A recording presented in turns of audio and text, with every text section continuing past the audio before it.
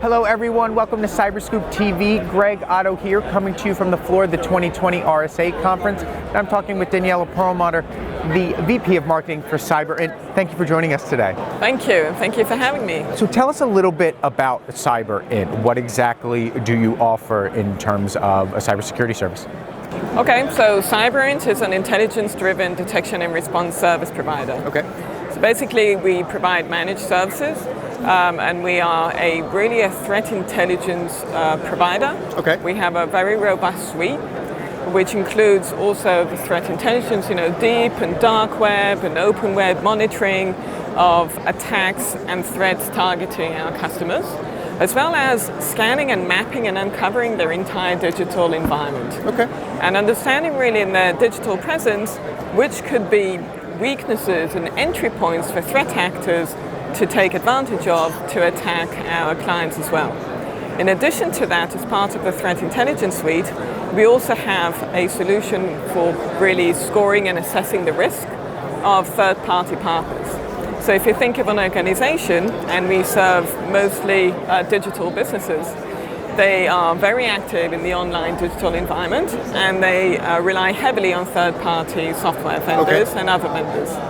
And so their risk is really based on how exposed they are in the digital environment, how exposed they are by third-party partners they work with, and how targeted they are really by threat actors. Now, our philosophy is really to take intelligence and turn it into actions. Okay. So it's both in the managed service approach, as well as in the newly managed threat hunting service that we just launched last week. Okay. About really hunting down threats across the IT and the infrastructure of our clients. So we would take the alerts from an EDR solution and actually detect and define with our custom detections where an attack and a compromise could be now dwelling inside an organization's IT infrastructure. Right. And so once we find it and detect it, the first thing is really to contain it and then remediate. So everything that we bring, every intelligence, every data point, every research that we do is really the predecessor of the action that needs to be taken.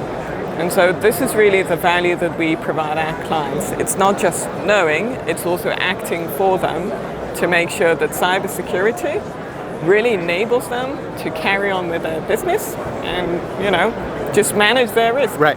So let's talk about that threat intel part. You recently put out a blog that talked about the Kony malware.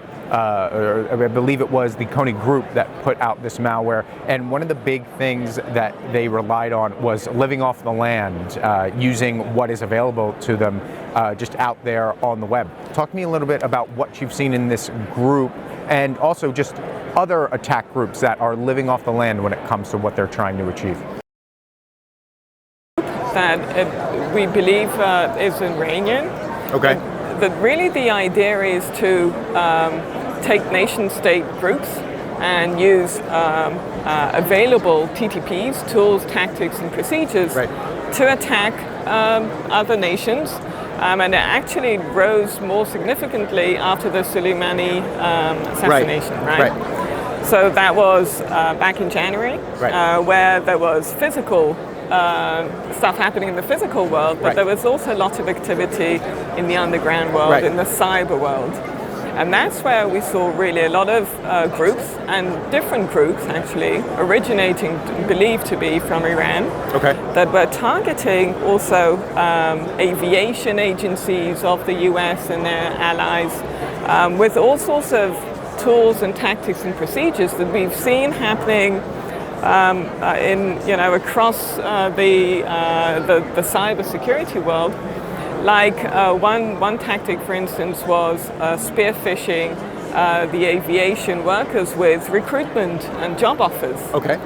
So what they would do is they would send an email directly to the people that they were targeting, that were working in, let's say, the aviation office. And they would attach to it an HTML attachment, which had the malicious malware.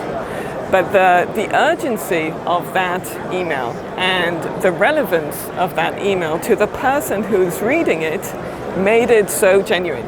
Right.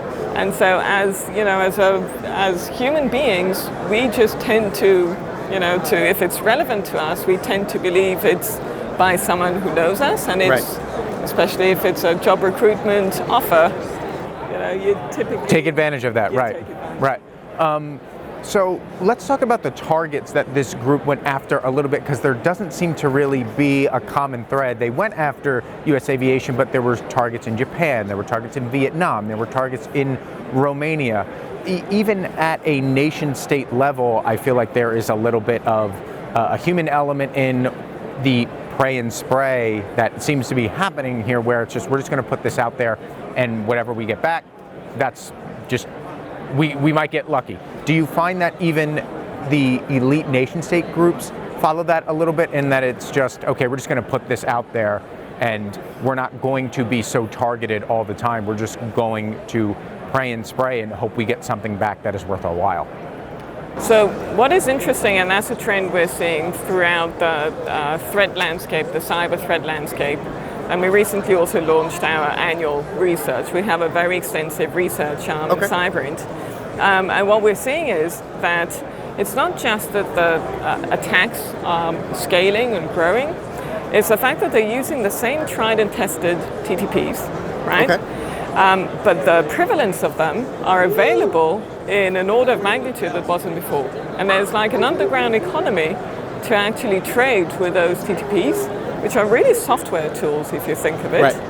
And the availability enables so many groups to just take advantage of those TTPs and use them. So do they spray all over the place? I think it's a result of the fact that we're seeing many more groups, and we see also different people, threat actors, who may be part of several groups.